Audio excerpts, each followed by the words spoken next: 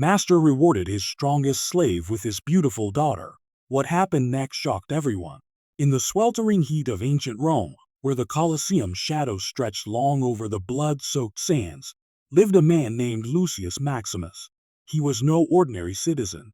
He was a wealthy patrician, a master of vast estates, vineyards that sprawled across the hills of Campania, and a stable of gladiators feared throughout the empire. Lucius had risen from humble beginnings, a former soldier who clawed his way to fortune through cunning deals and brutal conquests. His villa, perched on a cliff overlooking the Tyrrhenian Sea, was a testament to his power. Marble columns imported from Greece, mosaics depicting gods and heroes, and gardens where exotic birds sang from golden cages. But beneath the opulence lurked a darkness. Lucius was a man who viewed people as possessions, tools to be wielded or discarded. Among his possessions was his daughter, Valeria.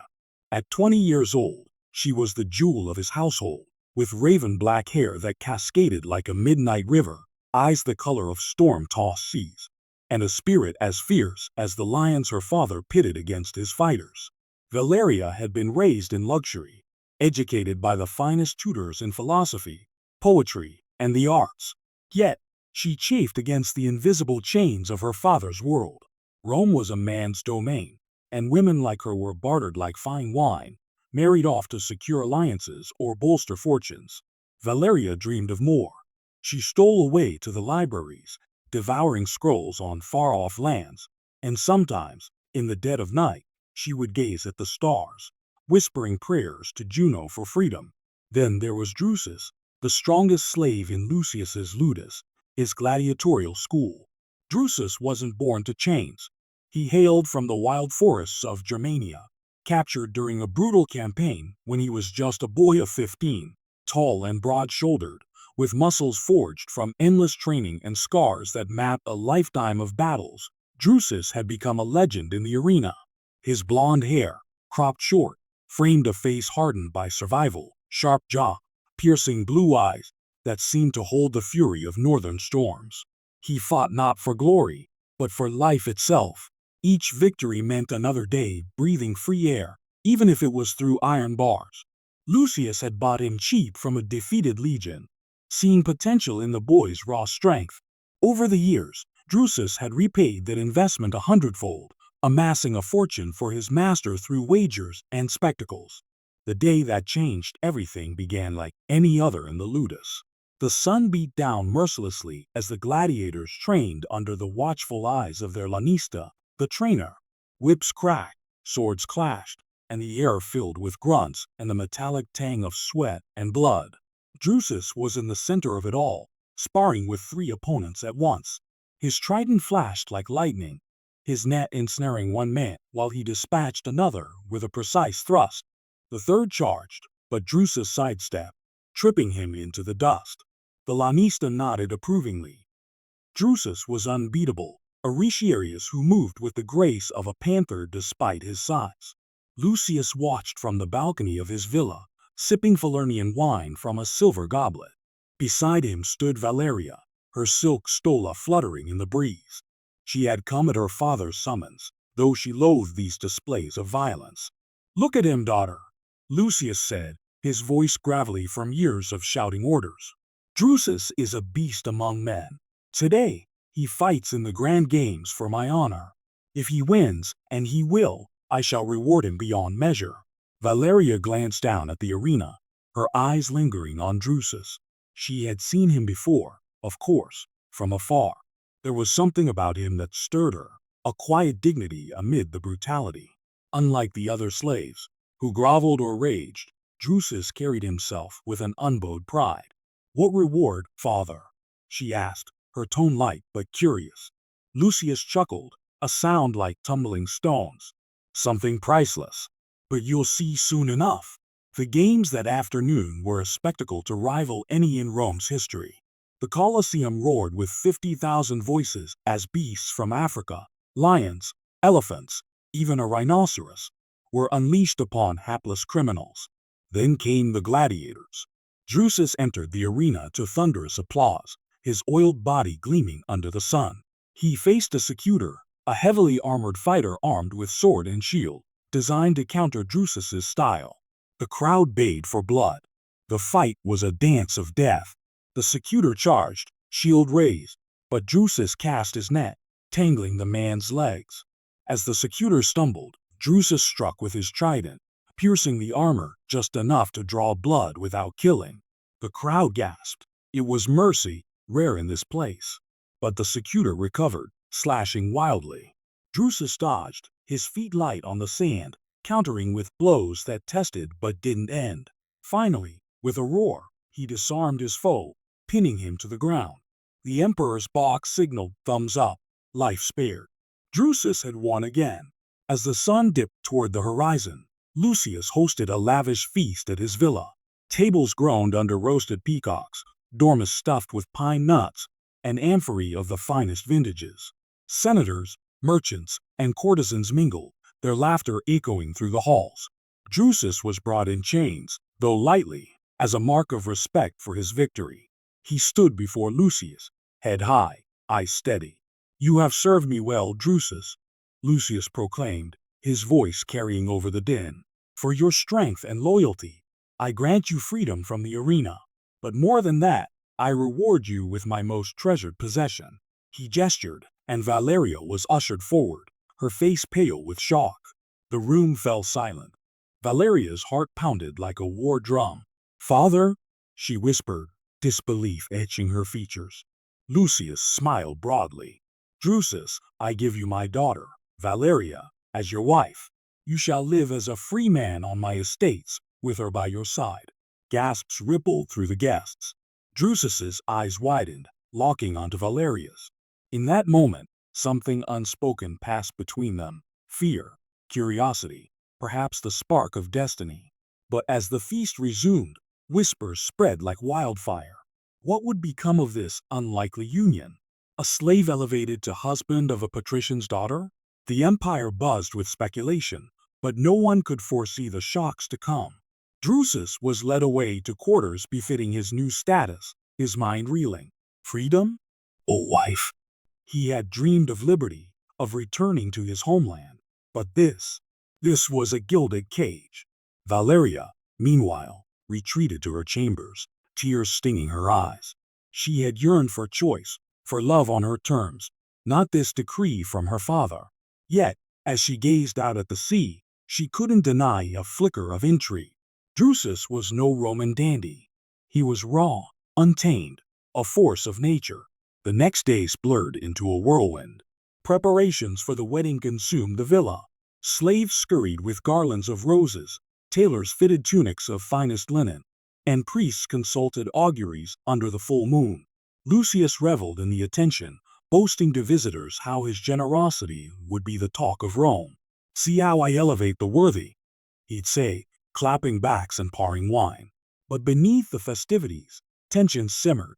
Valeria sought out Drusus in the gardens one evening, the air thick with jasmine. He was there, staring at the horizon, his new freedom feeling like a jest of the gods. "Do you want this?" she asked softly, stepping from the shadows. He turned, his blue eyes intense. "Want?" In the arena, want means nothing. Survival is all.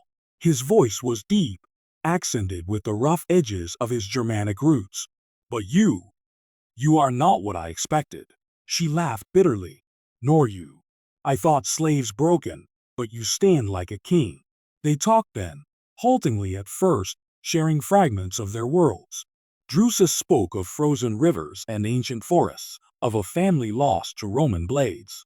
Valeria shared her love of books, her dreams of traveling beyond the empire's grasp. In that conversation, a fragile bridge formed, curiosity blooming into tentative respect. The wedding day dawned bright and clear. The villa overflowed with guests, the altar adorned with offerings to Venus and Mars. Valeria, in a flame-colored veil, walked the aisle on her father's arm. Drusus waited, clad in a toga praetexta, his scars hidden but not forgotten. Vows were exchanged under the watchful eyes of the gods, rings slipped onto fingers.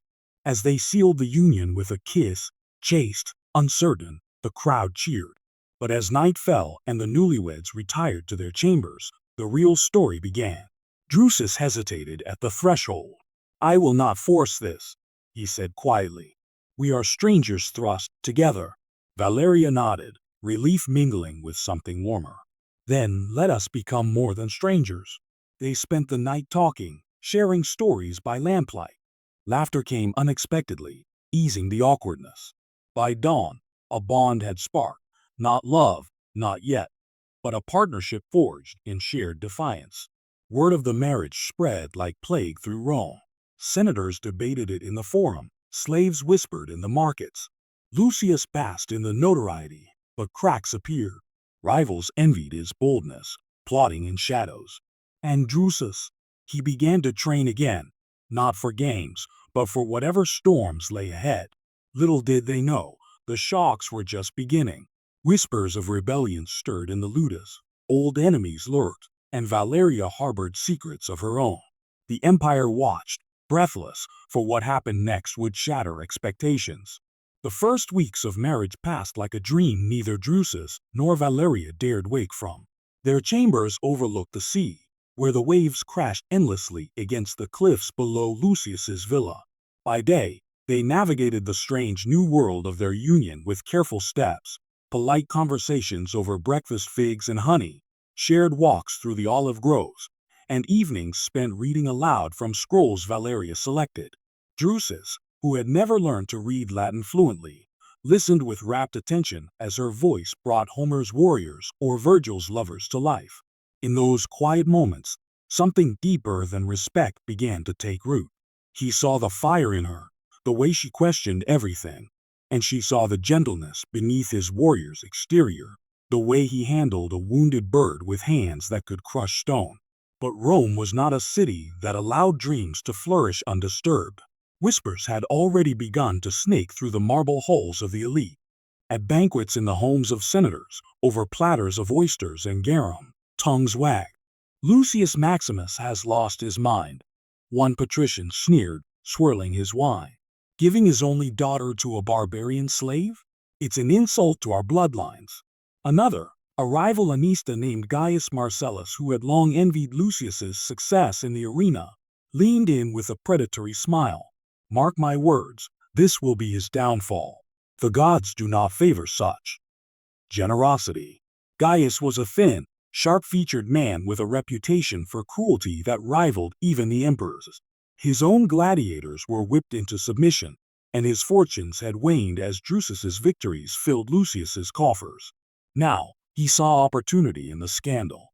In smoky taverns near the Subura, he met with disgruntled former slaves and ambitious freedmen, planting seeds of discontent.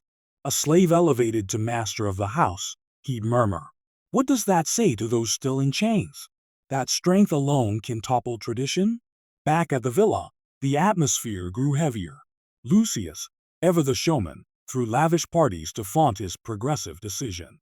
Guests fawned over Drusus, slapping his back and calling him brother, but their eyes held calculation. Valeria endured the false smiles of matrons who pitied her for being tainted by a German's touch.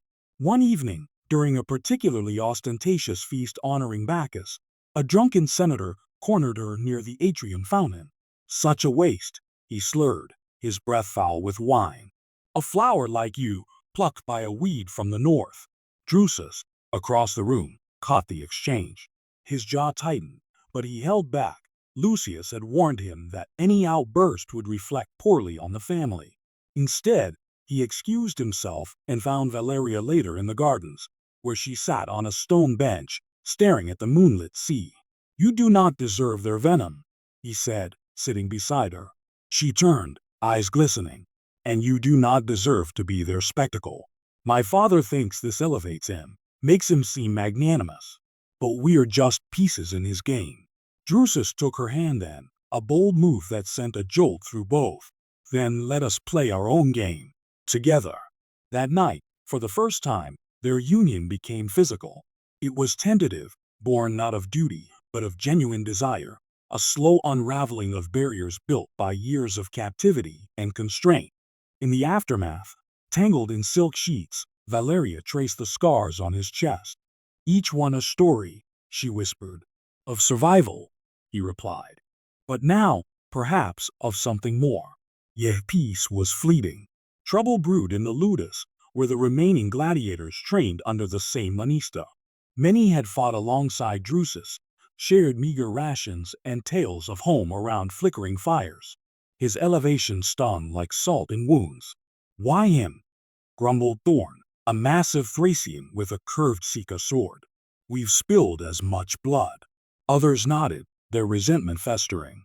A few, loyal to Drusus, defended him, but divisions grew. One afternoon, as Drusus inspected the estates at Lucius's request, learning the ropes of management, a messenger arrived breathless from the ludus. "Revolt, master," he gasped to Lucius. "The slaves, they've risen." Lucius laughed it off at first, but reports confirmed it. A group led by Thorn had overpowered the guards, seizing weapons and barricading the training grounds. They demanded freedom for all, inspired by Drusus's reward. Ironically, his marriage had ignited the spark. Drusus and Valeria rushed to the scene with Lucius and a cohort of armed guards. The air reeked of smoke. The rebels had set fire to the wooden barracks as a signal. Thorn stood atop the palisade, sword raised. "Brother Drusus," he bellowed, "join us! You know the chains, we can break them all." Drusus's heart twisted. These were his brothers in suffering, but he saw the madness in their eyes, the inevitability of Roman retribution. Legions would crush them, as they had Spartacus decades before. "This path leads only to death," he shouted back. "Lay down your arms. I will speak for you." Thorn spat. "Speak? You're betting the master's daughter now. You've forgotten the lash." The standoff dragged into dusk. Valeria, watching from the sidelines, felt a surge of fear, not for herself, but for Drusus. If he sided with the rebels, Lucius would disown them both. If he fought against them, his old comrades would brand him traitor forever. Lucius, furious at the damage to his property, ordered the attack. Arrows flew, and chaos erupted. Drusus, unable to stand idle, leaped into the fray, not against the rebels, but to disarm and subdue without slaughter. His strength turned the tide. He wrestled Thorn to the ground, pinning him. "Enough blood," he growled. "For all our sakes." The revolt was quashed by nightfall. Dozens lay dead or wounded, Thorn chained and awaiting judgment. Lucius praised Drusus publicly, but in private, his eyes held suspicion. "You hesitated," he accused. "Loyalties divided?" Drusus met his gaze steadily. "I saved your ludus from total ruin. More deaths would have bankrupted you." Lucius grunted, unconvinced. Rumors reached him of Gaius Marcellus's involvement, whispers that he'd supplied the rebels with smuggled blades. But proof was elusive. In the aftermath, Valeria tended to Drusus's new wounds in their chambers. "You chose us," she said softly, bandaging a gash on his arm, "over your past." "I chose life," he replied. "For us, and perhaps for them." He revealed a plan forming in his mind. To petition Lucius for better conditions in the ludus, gradual manumissions for the loyal. It was risky, but Valeria supported him, her intelligence sharpening his ideas. Their bond deepened through the crisis. Love, unspoken until then, blossomed in stolen glances and fierce protectiveness. But shadows lengthened. Gaius, thwarted, plotted darker schemes. Spies reported to him of Valeria's growing influence over Drusus, and he saw a vulnerability. One evening, as the couple walked the cliffs, a figure emerged from the rocks. An assassin, hired by Gaius, dagger gleaming. Drusus reacted instinctively, shielding Valeria and disarming the man in a brutal struggle. The attacker, captured and questioned, confessed Gaius's name. Shock rippled through the villa. Lucius, enraged at the threat to his daughter, confronted his rival publicly in the forum. Accusations flew, but Gaius denied it with oily charm. Without ironclad proof, justice stalled. Drusus and Valeria knew peace was illusion. "We cannot stay puppets," she said that night, her head on his chest. "Then we carve our own fate," he vowed. As autumn winds swept the vineyards, changes stirred. Valeria discovered she was with child, a secret that filled them with joy and terror. How would the empire react to a half-barbarian heir in a patrician line? And in the ludus, thorn, spared execution at Drusus's plea, brooded in chains, nursing grudges that promised future storms. The shocks were mounting, alliances shifting. Rome held its breath for the next twist in this forbidden tale. Part 3. The Weight of Secrets. Winter descended on the villa like a slow, cold breath. The sea turned slate gray, waves hammering the cliffs with relentless fury, mirroring the turmoil brewing inside the walls. Valeria's pregnancy became the hidden heartbeat of their new life, visible only to each other in the way she rested a hand on her still flat belly, the way Drusus's eyes softened whenever she passed him a cup of warmed wine. They kept the news from Lucius for now. The old man was already restless, pacing the colonnades, muttering about Gaius Marcellus's latest maneuvers in the Senate. One wrong word, and he might see the child as another scandal rather than a blessing. Drusus threw himself into the estates. He rose before dawn, inspecting the vineyards, speaking with the tenant farmers, learning the delicate balance of soil and sun that turned grapes into gold. The workers, many of them freedmen who had once been slaves, watched him warily at first, a barbarian who had married the master's daughter. But Drusus worked beside them, bare-chested in the chill, hauling baskets and pruning vines with hands that knew both sword and plow. Slowly, respect grew. One old vintner, scarred from decades of labor, clapped him on the back one morning. "You sweat like one of us, Lord. That's more than most patricians do." Valeria, meanwhile, began to change the household in subtle ways. She dismissed the harshest overseers, replaced them with men who valued skill over fear. She opened the villa's library to the children of freedmen, teaching them letters and numbers when the tutors weren't looking. Whispers of her kindness spread through the kitchens and stables. "The lady is different," the slaves said among themselves. "She sees us." But not everyone welcomed change. Gaius Marcellus had not forgotten the humiliation of his failed assassination attempt. His spies, paid informants disguised as merchants or entertainers, came and went from the villa, noting every detail. Drusus's growing influence, Valeria's quiet reforms, the tension between father and son-in-law. Gaius bided his time, gathering allies. He courted a young tribune named Titus Flavius, ambitious and ruthless, whose family owned estates neighboring Lucius's. Together, they hatched a plan as old as Rome itself: discredit, divide, destroy. The first blow came on the Ides of December. A courier arrived at dawn, bearing a sealed scroll from the emperor's chancery. Lucius read it aloud in the triclinium, voice trembling with pride at first. The emperor honors Lucius Maximus and his household for exemplary service to the games. Then he reached the postscript. His Excellency requests the presence of Drusus the German at the Saturnalia Games in the Colosseum, to fight as a free man in the exhibition match against the champion of the Imperial school. The room fell silent. Valeria's hand flew to her throat. Drusus's face remained stone, but his knuckles whitened around the goblet. Lucius laughed, trying to make it sound like a triumph. "A great honor, my son-in-law.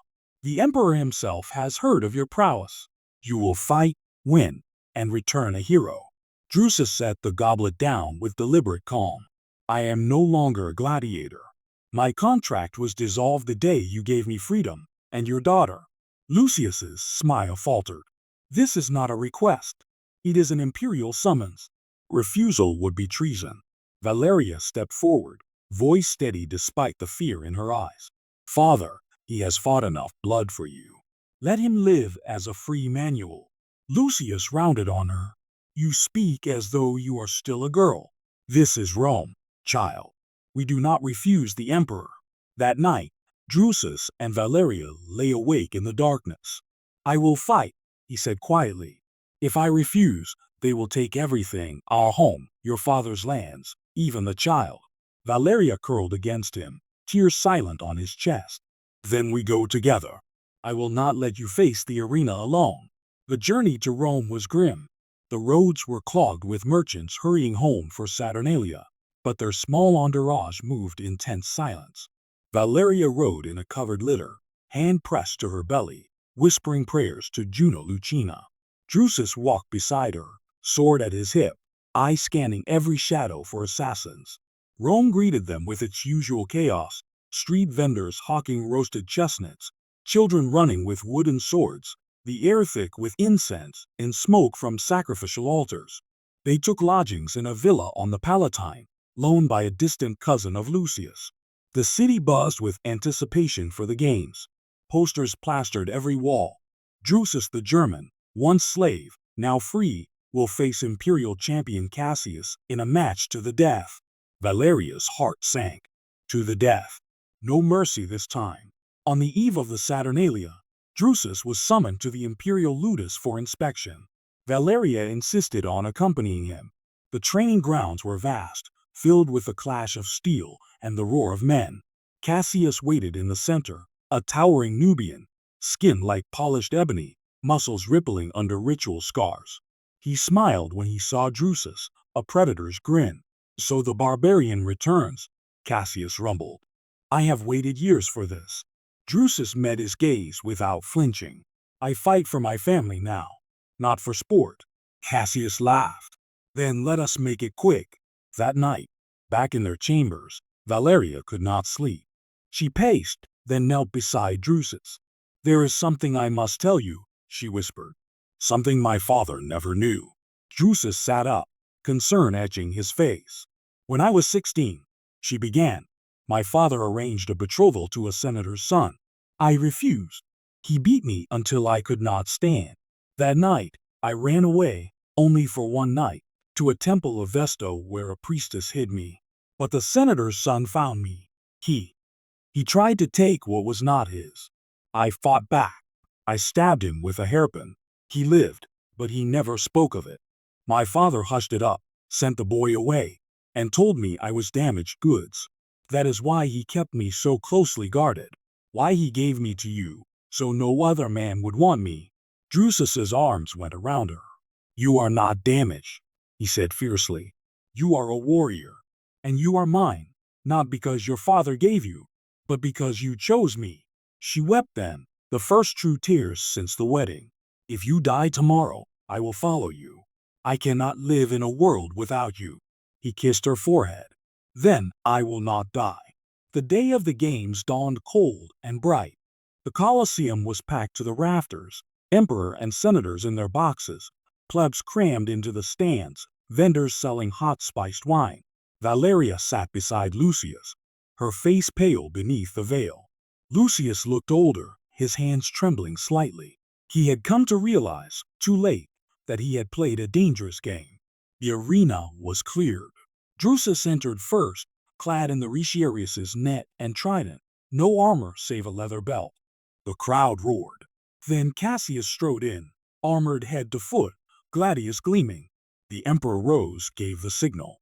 The horns blared. The fight was brutal, beautiful, terrifying. Cassius charged like a bull, shield raised, sword slashing. Drusus danced away, casting his net, tangling the champion's legs. Cassius ripped free, roaring, and landed a glancing blow that opened a gash across Drusus's ribs. Blood flowed, but Drusus did not falter. He circled, struck, parried, using every inch of the sand. In the stands, Valeria gripped the railing until her knuckles bled. Lucius watched, face ashen. Then came the moment. Cassius overreached, swinging wide. Drusus stepped inside the blow, drove the trident into the gap beneath Cassius's arm, piercing lung and heart. The champion dropped to his knees, eyes wide with surprise. He fell forward, dead. Silence, then thunderous applause. The emperor stood, thumbs up, life granted. Drusus had won, but as he raised his arms in victory, a second figure emerged from the gates. Thorn, the Thracian rebel, now freed by Gaius's machinations and armed with a Saga. He had been promised Drusus's head. The crowd gasped. This was no scheduled match. This was ambush. Valeria screamed. Drusus, exhausted and bleeding, turned. Thorn charged. The two men clashed in a fury of steel and rage. Old comrades turned enemies. Drusus fought with everything he had left. A slash across the thigh, a parry, a thrust. Finally, he caught Thorn's wrist, twisted, and drove the trident home. Thorn fell, whispering. You were one of us. Drusus dropped to his knees, blood pooling beneath him. The Emperor signaled the end. Guards dragged Thorn's body away. Valeria ran down the steps, pushing past senators and guards, reaching her husband as he collapsed. She cradled his head, sobbing. You promised. I kept it, he rasped. I lived. Medics rushed in. Lucius followed, face streaked with tears. For the first time, he looked at Drusus not as a slave, but as a son.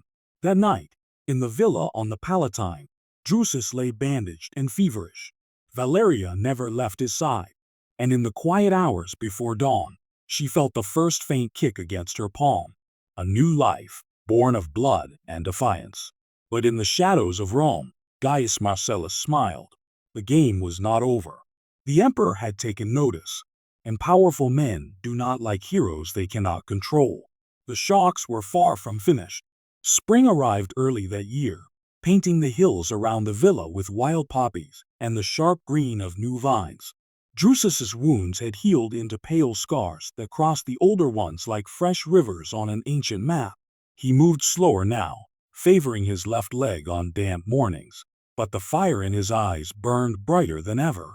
The child inside Valeria grew steadily. By the calends of March her belly curved unmistakably beneath her stola, and the household spoke of little else. Slaves smiled openly when she passed, touching their foreheads in quiet blessing. Even Lucius, whose pride had always been louder than his affection, began to soften. He ordered the finest midwives from Neapolis and had a cradle carved from Lebanese cedar brought to the nursery. Yet peace in Rome is never more than a pause between storms. One afternoon in late April, as Drusus and Valeria walked the cliff path above the sea, a courier thundered up the road on a lathered horse. Imperial livery gleamed on his cloak, purple and gold, the eagle unmistakable. He dismounted, knelt before Lucius in the atrium, and presented a wax tablet sealed with the emperor's own ring. Lucius broke the seal with fingers that trembled more than he wished to show. His face drained of color as he read. "What is it, father?" Valeria asked, one hand protectively over her child. Lucius cleared his throat twice before he could speak. The emperor commands the presence of Drusus Maximus. He lingered on the adopted family name, and his wife Valeria at the Palatine. We are to attend a private audience in 7 days. Refusal is not offered. Drusus felt the old arena chill crawl up his spine. Private audiences with the emperor were rarely gifts. They were either rewards too great to refuse or traps too tight to escape. That night, the three of them, Lucius, Drusus, and Valeria, sat long into the hours in the tablinum. Candles guttered in the warm breeze from the open doors. "We must go," Lucius said at last. "But we go prepared. The emperor has taken notice of you, Drusus. Your victory over Cassius, the way you ended the ambush in the arena, it has reached his ears. Some say he admires your strength. Others," he trailed off. "Others say he fears it," Drusus finished quietly. "A former slave who can kill the imperial champion and a rebel in the same afternoon is not easily controlled." Valeria's voice cut through the silence like a blade. "Then we give him no reason to fear. We show loyalty. We bring gifts. We flatter." Lucius barked a humorless laugh. "Flattery is cheap coin in that palace." He sees through it like glass. They spent the next days preparing. Lucius liquidated amphorae of aged Falernian and crates of Campanian glass to fund lavish offerings. A pair of matched Arabian stallions, bolts of Tyrian purple silk, and a golden torque taken from a Germanic chieftain decades earlier. Ironic, Drusus thought, that his own people's craftsmanship would now buy his safety. Valeria chose jewelry from her mother's old casket, pieces untouched since her death in childbirth. Drusus trained lightly each dawn, rebuilding strength without risking injury. He would not enter the palace weak. The journey to Rome took 4 days by sea and litter. Valeria, heavy with child, endured the rocking ship with grim determination, refusing to complain even when nausea gripped her. Drusus sat beside her the entire voyage, one large hand steady on her back. Rome swallowed them again, louder, hotter, more fragrant with incense and filth than they remembered. Their Palatine villa felt smaller now, overshadowed by the sprawling imperial complex above. On the appointed morning, they dressed in their finest. Lucius in the broad purple stripe of a senator, Valeria in layered silk the color of dawn, Drusus in a toga of pristine white that made his scars stand out like battle standards. The ascent to the palace was a slow procession through gardens of marble statues and trickling fountains. Guards in ceremonial armor saluted as they passed. At last they entered the great audience chamber, a cavern of gilded columns and frescoes depicting the emperor's victories. Courtiers lined the walls like painted birds, whispering behind fans. The emperor sat upon a throne of ivory and gold, younger than Drusus had expected, with sharp features and eyes that missed nothing. Beside him stood the Praetorian prefect, Sejanus, whose reputation for cruelty was whispered even in the provinces. "Approach," the emperor said. His voice was quiet, almost conversational, which somehow made it more terrifying. They knelt. Drusus felt Valeria's hand brush his as they bowed, a fleeting reassurance. "Rise," the emperor commanded. "Lucius Maximus, your generosity has amused Rome for months. Giving your daughter to a gladiator, bold, some say reckless. Yet the man has proven worthy in the arena." His gaze shifted to Drusus. "Tell me, German, do you consider yourself Roman now?" Drusus met the imperial eyes without flinching. "I consider myself a man who fights for his family, Caesar. Rome gave me chains once. Now it has given me a wife and a child on the way. I am grateful and loyal." A faint smile touched the emperor's lips. "Loyalty is proven, not professed. Which is why I have a proposal." He gestured, and a slave unrolled a map across a low table. It showed the northern frontiers, Germania, the Rhine, the dark forests beyond. "Rebellion stirs among the Cherusci," the emperor continued. "Their chieftain, Sejanus, remains our ally. But his nephew Arminius, yes, the same who destroyed Varus's legions, gathers warriors again. The legions are stretched thin. I need someone the tribes will listen to. Someone who speaks their tongue, knows their ways, yet owes everything to Rome." Drusus felt the trap close. "You, Drusus Maximus, will travel north as my envoy.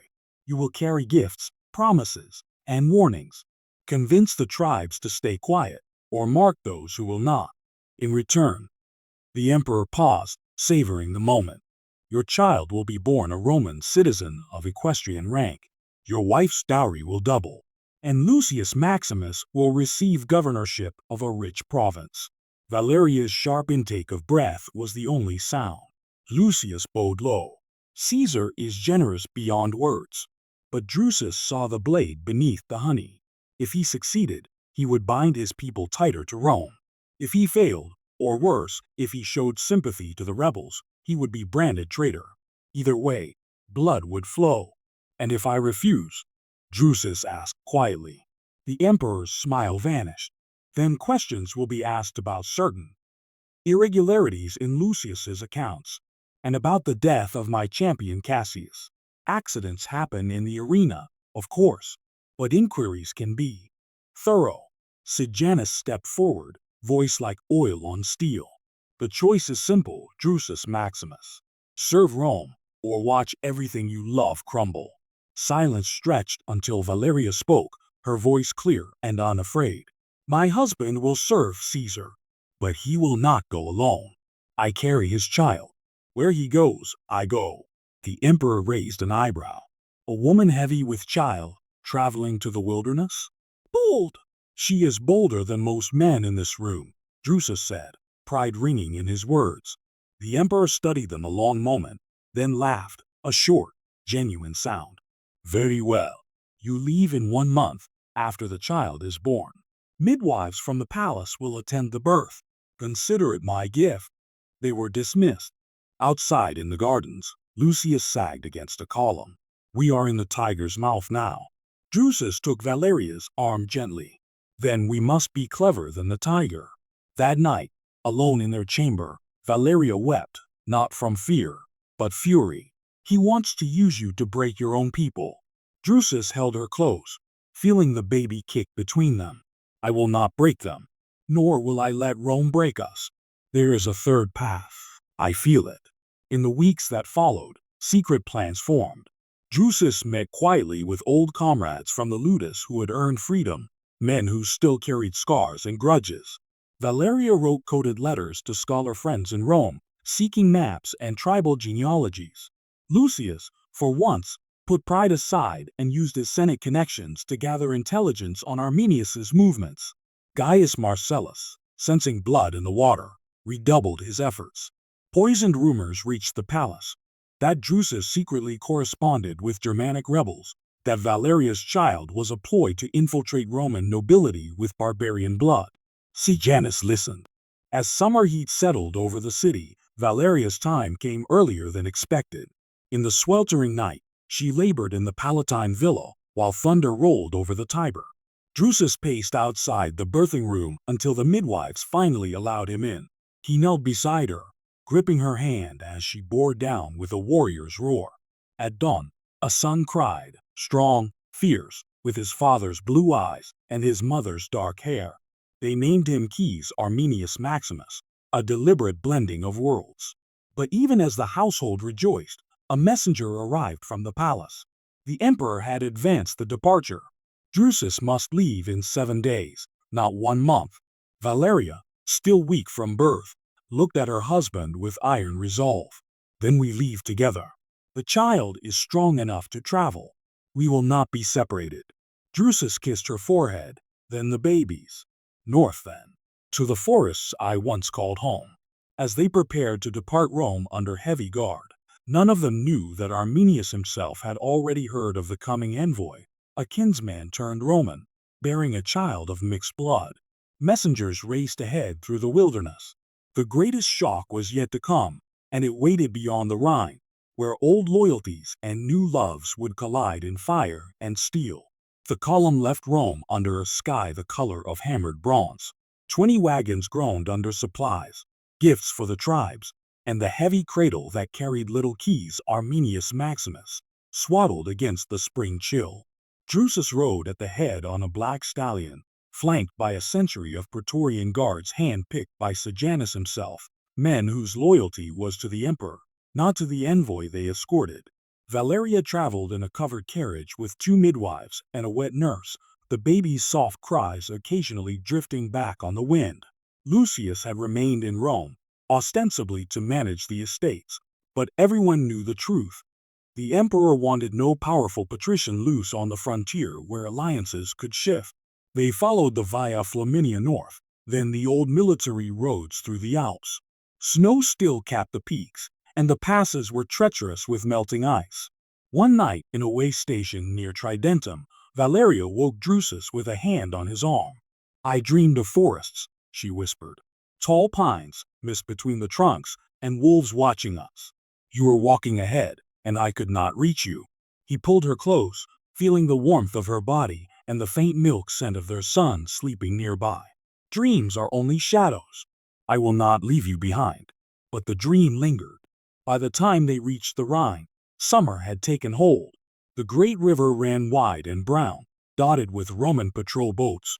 On the western bank stood the fortress of Mogontiacum, its walls bristling with ballistae. The legate welcomed them with stiff courtesy, eyes lingering on Drusus's Germanic features and the Roman toga that no longer quite fit his broad shoulders. That night, in the legate's quarters, Drusus met the first test. A captured Cherusci warrior was brought in chains before him, tall, red-haired, defiant. The man spat when he saw Drusus. "Traitor," he snarled in the old tongue. "You wear their cloth and carry their spawn." Drusus answered in the same language, voice low. "I carry my son, kinsman, and I come to keep more blood from spilling." The warrior laughed bitterly. "Arminius will gut you himself." The guards dragged him away, but the words hung in the air like smoke. They crossed the river on a pontoon bridge at dawn, the baby mercifully asleep. The eastern bank felt different immediately, wilder, the air sharper with pine and earth. Roman roads gave way to forest tracks. The Praetorians grew uneasy, hands never far from sword hilts. For 3 days they traveled through lands nominally under Roman control, past villages where farmers eyed the column with sullen silence. On the 4th day, they entered true wilderness. The path narrowed. Great oaks and pines closed overhead, turning midday to twilight. Birds called in languages the Romans did not know. That evening, as camp was made in a clearing, riders appeared, 20 Cherusci warriors on shaggy ponies, armed with framea spears and long shields painted with boar and wolf. They did not attack. They simply formed a line and waited. Drusus rode forward alone, hands open. The leader was a woman, tall, braided blonde hair, a scar across her cheek. She stared at him a long moment. "I am Inguiamer's daughter, Thusnelda," she said at last. "My husband sends greeting and warning. Arminius will meet you, but only you and the woman. The red-cloaked wolves stay here." The Praetorian captain protested fiercely. "We are the Emperor's guard. We do not abandon our charge." Drusus turned in the saddle. "You will obey, or you will start the war you were sent to prevent." After tense negotiation, a compromise was reached. 10 guards would accompany them to the edge of Arminius's camp, then wait. The rest would remain with the wagons. Valeria insisted on coming. She dressed in simple wool, hair bound back, the baby carried in a sling against her chest. "If this is to be a meeting of bloodlines," she told Drusus, "then our son must be seen." They rode with Thusnelda's warriors for 2 more days, deeper into the Teutoburg forest where Varus's legions had vanished years before. Bones still lay in the moss, picked clean, silent reminders. At last they came to the camp, a sprawling settlement of hide tents and longhouses beside a dark lake. Hundreds of warriors watched as they dismounted. Children peered from doorways. Dogs barked. And in the center, beside a great fire, stood Arminius. He was taller than Drusus remembered from boyhood tales, broad as an oak, with a mane of red-gold hair and a beard braided with rings of Roman gold, trophies, no doubt. His eyes, the same fierce blue as Drusus's own, fixed on the newcomers. "Cousin," Arminius said in their mother tongue, voice carrying across the firelight. "You bring Rome's chains gift wrapped in a woman's smile." Drusus dismounted, helped Valeria down. "I bring a chance to keep our people breathing, Arminius. Rome's hand is heavy, but it can be stayed." Arminius's gaze shifted to Valeria, then to the baby now awake and staring with wide blue eyes. Something flickered across the chieftain's face, recognition, perhaps, or memory of his own lost child. "Come," he said finally. "We will speak in the hall." The longhouse was warm with smoke and the smell of roasting boar. Warriors lined the walls. Thusnelda sat at Arminius's right, her hand resting on the hilt of a dagger.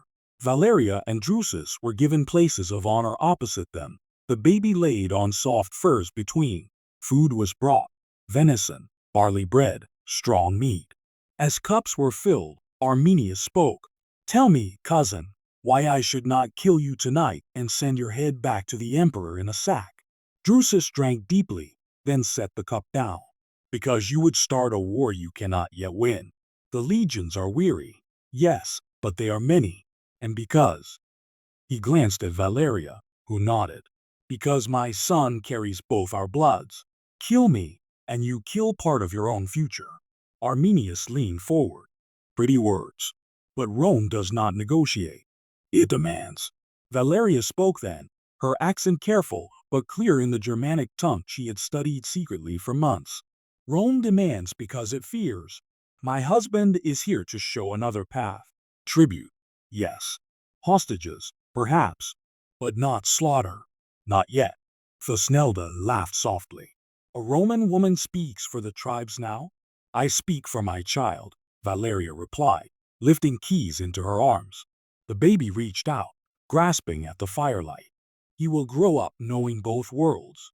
If we make war now, he will know only graves." Silence fell.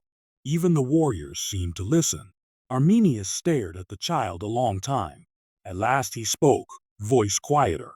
"I had a son once. Rome took him. My wife." He touched Thusnelda's hand. "We do not forget." Drusus felt the weight of years in those words. "Then let us make sure no more sons are taken.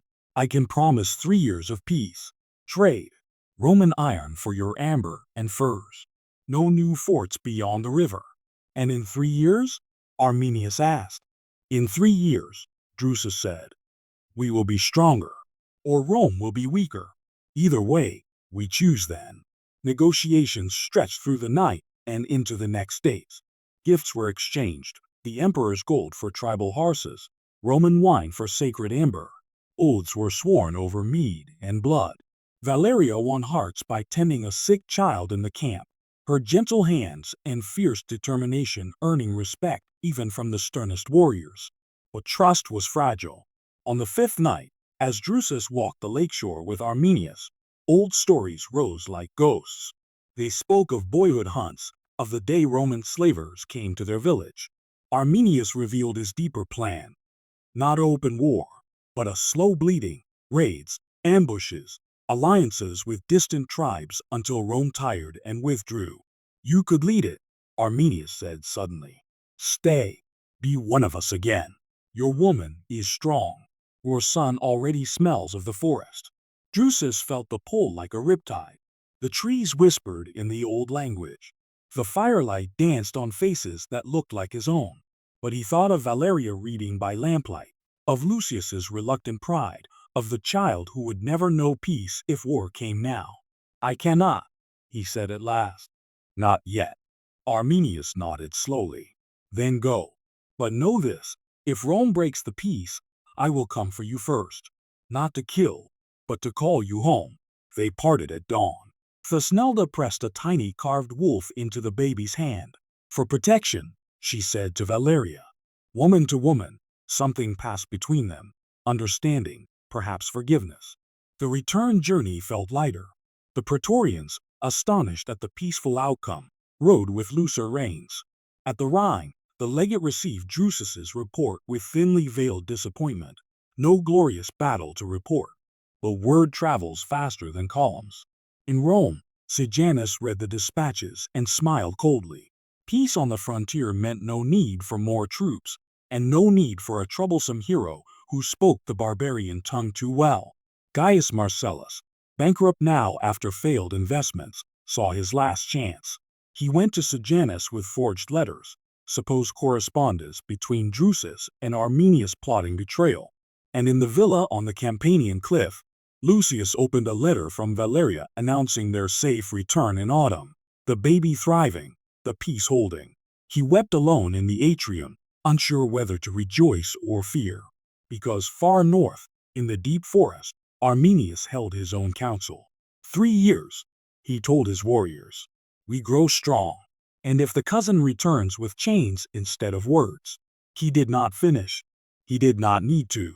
The child Keith slept under stars his father had not seen since boyhood, dreaming perhaps of wolves and eagles circling the same sky. The greatest shock still waited, coiled like a serpent in Rome's marble heart. Autumn painted the Campanian hills in fire and gold when the small ship finally dropped anchor in the bay below Lucius's villa. Drusus stood at the prow, wind whipping his cloak, one arm around Valeria as she cradled Keys against the spray. The child was nearly 5 months old now, strong-limbed, laughing easily, with a tuft of blonde hair that caught the sun like wheat. The journey south had been long but uneventful. The Praetorians had escorted them only to the Alps before turning back with sealed dispatches for the emperor. Peace, fragile as new ice, still held on the Rhine. The household poured out to greet them. Slaves cheered openly, freedmen wept, even the old lanista bowed low. Lucius waited on the terrace, thinner than Drusus remembered, eyes bright with unshed tears. When Valeria stepped onto the dock, he fell to his knees, not in senatorial dignity, but in raw relief, and pressed his forehead to his grandson's tiny hand. My blood, he whispered, and more. That night the villa blazed with lamps and torches. Tables groaned under roast lamb, oysters from Baiae, and the first pressing of the new vintage. Musicians played lyres and flutes. Dancers whirled in silhouettes against the sea. Drusus and Valeria sat at the place of honor, Lucius on their right, the baby asleep in a cradle guarded by 2 loyal nursemaids. For the first time in years, laughter felt unforced. But joy in Rome is always borrowed time. 3 days later, a black-sailed courier ship arrived at dawn. The messenger demanded immediate audience, bearing the imperial seal and the Praetorian insignia. Lucius received him in the tablinum, while Drusus and Valeria listened from the atrium shadows. Sejanus's voice, read aloud from the scroll, was cold as winter iron. Lucius Maximus is summoned to Rome to answer charges of embezzlement and treasonous correspondence. Drusus the German is declared hostis, a public enemy. His wife and child are to be taken into protective custody. Resistance will be met with force. A cohort arrives within the week. The messenger rolled the scroll, eyes averted. Lucius dismissed him with a gesture that barely hid trembling hands. They gathered in the lamplit study.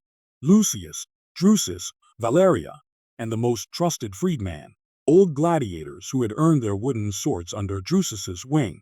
Maps were unrolled, ledgers opened, escape routes debated. "It is Gaius Marcellus," Lucius said bitterly. "He has finally bought Sejanus's ear with enough gold and lies. Those forged letters he planted, Sejanus used them."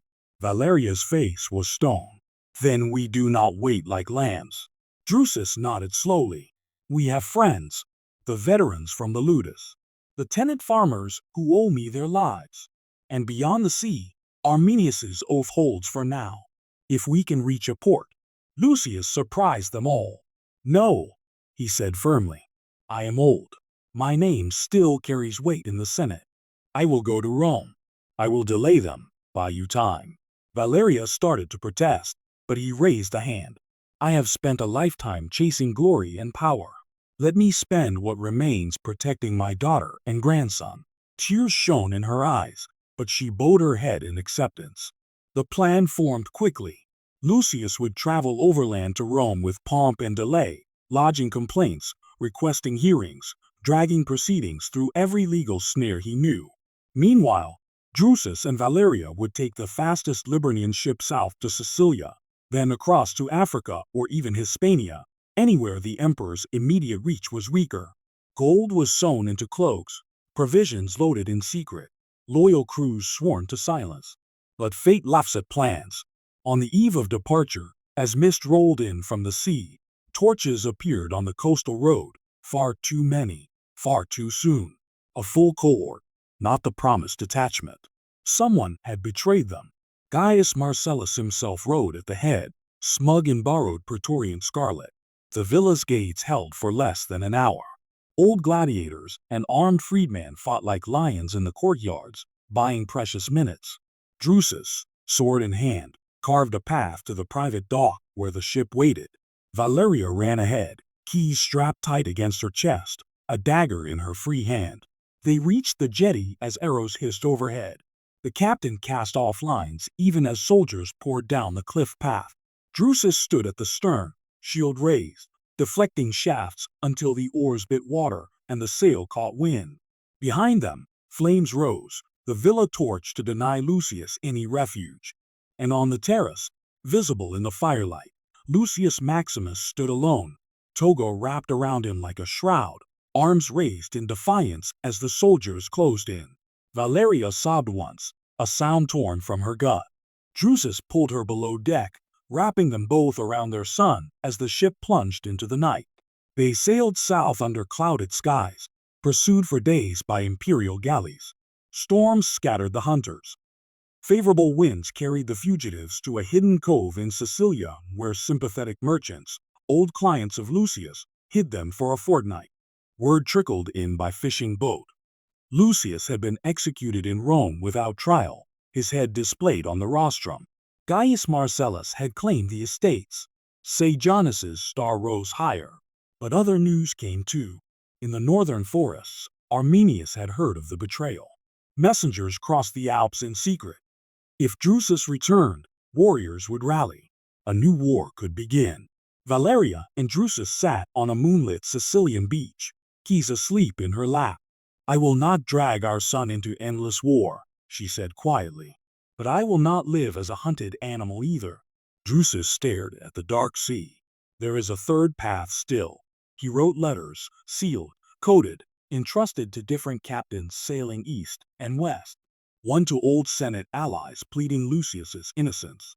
One to provincial governors who hated Sejanus's growing power. One, most dangerous, to the emperor himself.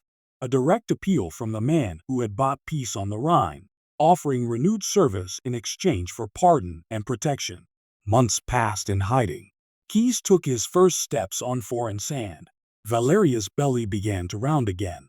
Another child conceived in flight. Then, on a crisp winter morning in 29 AD, a Roman quinquereme flying the white flag of Parley anchored off their hidden bay. An imperial legate came ashore under truce, bearing a scroll in the emperor's own hand. Tiberius, wary, isolated, increasingly distrustful of Sejanus, had read Drusus's appeal. He had listened to senators whispering of the prefect's overreach. He had weighed the value of a proven envoy against the spite of a bankrupt lanista. The decree was simple. Drusus and his family were pardoned. Gaius Marcellus was stripped of ill-gotten gains and exiled to a barren island. The estates were restored in Valeria's name, with Drusus as guardian. In return, Drusus would serve as special legate to the northern frontiers. No legions under his command, but authority to negotiate, to watch, to warn. They sailed home in spring, under clear skies this time. The villa rose from ashes, rebuilt larger, stronger, its walls bearing new mosaics. A wolf and an eagle entwined around a child. Years slid by. Gaius grew tall and straight, speaking Latin and Germanic with equal ease, trained in both sword and scroll. His sister, born in the rebuilt nursery, had her mother's dark hair and fierce spirit. Drusus rode north each summer, meeting Arminius under sacred oaks. They argued, drank, remembered boyhood, and, slowly, forged a peace that lasted beyond both their lives. No great war came. Tribes traded, intermarried, adopted Roman ways without losing their souls. Gaius Marcellus died in exile, forgotten. Sejanus fell in a bloody purge, his name erased from monuments. Tiberius retreated to Capri, leaving the empire to younger hands. And on the cliff above the Tyrrhenian Sea, an old man and woman, hair silver now, scars softened by time, watched their grandchildren chase waves on the sand below. Valeria leaned against Drusus's shoulder. "Do you ever regret it?" she asked. "The day my father gave me to you?" He smiled, the same quiet smile that had first stirred her heart in the gardens years before. "Every path led here," he said. "Slave or free, Roman or German, I would fight them all again to stand on this cliff with you." Far out at sea, a sail caught the wind, heading north with amber and furs, returning with wine and iron. Two worlds bound not by chains, but by choice. And in the villa's atrium, a new mosaic gleamed, a gladiator laying down his trident at a woman's feet, while above them, wolf and eagle soared together under the same eternal sky. The empire endured. The family endured longer. And Rome, eternal, ruthless, ever-hungry Rome, learned, for one brief shining moment, that strength tempered by love could change even its iron heart.